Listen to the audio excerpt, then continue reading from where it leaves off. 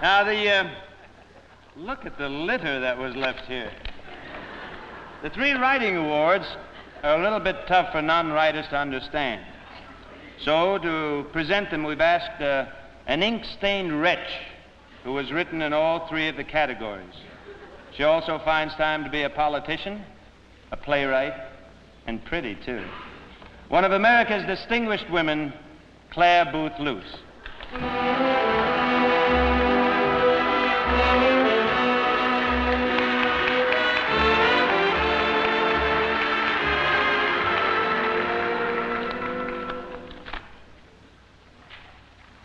The first of these awards goes to the Best Motion Picture Story.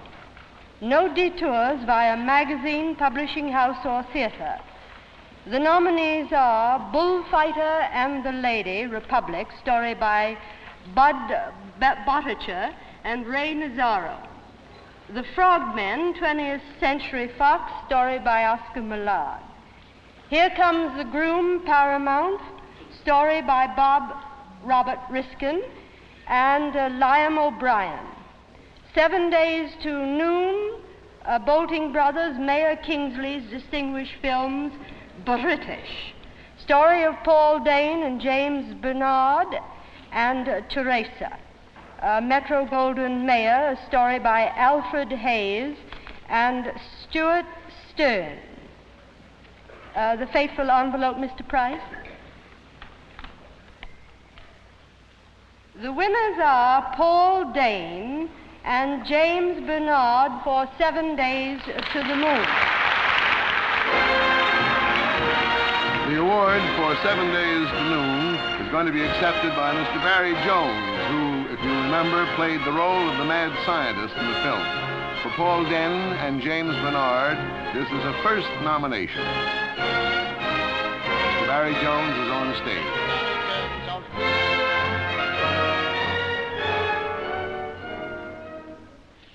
For Paul Dehn and James Bernard, thank you very much indeed.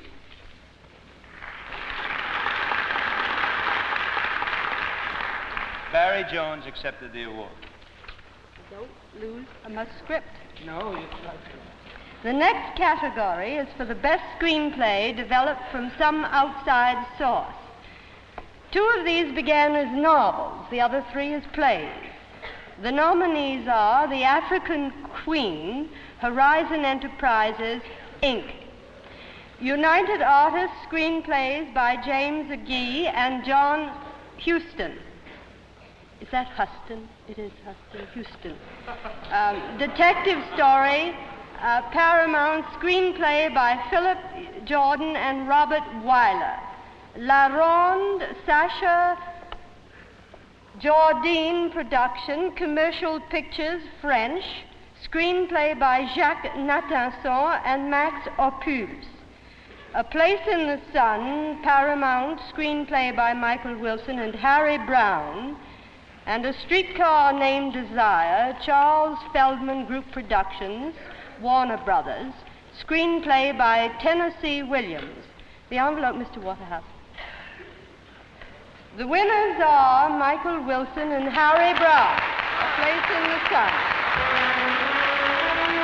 This is going to be accepted by Mr. Harry Brown. The picture, as you know, A Place in the Sun. Harry Brown was nominated in 1949 for the motion picture story of the Sands of Iwo Jima. Here is Mr. Brown being congratulated by Clare Boothe Luce. This is a very great honor. I'm sorry that Mr. Wilson couldn't be here to appreciate the thrill of it. Thank you very much. Thank you, George. Harry Brown accepted the award for himself and Michael Wilson. Miss Luce is coming back to the podium now, hoping for John Huston's forgiveness. The last category is story and screenplay. The writers of the following took blank sheets of paper, their own experience or some historical event, and transformed those blank pages into the text of a finished picture. The nominees are An American in Paris, Metro-Goldwyn-Mayer, story and screenplay by Alan J. Lerner. The Big Carnival, Paramount, story and screenplay by Billy Wilder Lesser Samuels, and Walter Newman. David and Bathsheba, 20th Century Fox. Story and screenplay by Philip Dunn. Go for Broke, Metro-Goldwyn-Mayer. Story and screenplay by Robert Pirosh and The Well, Harry M. Popkin, United Artists. Story and screenplay by Clarence Green and Russell Rouse. The envelope. The winner is Alan J. Lerner for An American in Paris. This is the complete award for the writer, and also the one complete moment where the writer can come to the microphone, speak unfettered, unrestricted, and uninterrupted. But in this case, his wife, Nancy Olson, is going to do the speaking for Alan J. Lerner. She's come upon the stage in a handsome red evening gown, and here she is. On behalf of my husband, I want to thank all of you, and congratulations, darling.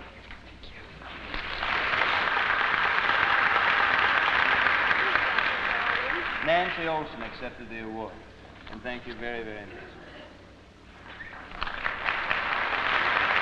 Clare Luce is now leaving the stage. We proceed on with the awards, the 24th Annual Academy Awards. Mr. Kaye is maintaining a dignified bow.